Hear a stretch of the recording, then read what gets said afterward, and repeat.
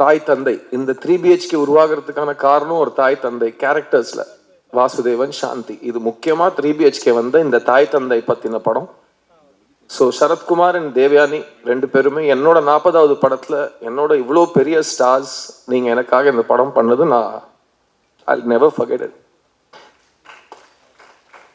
And நாங்கள் எல்லாருமே ஒரு ஃபேமிலியாக ட்ராவல் பண்ணியிருக்கோம். This unit was very emotional.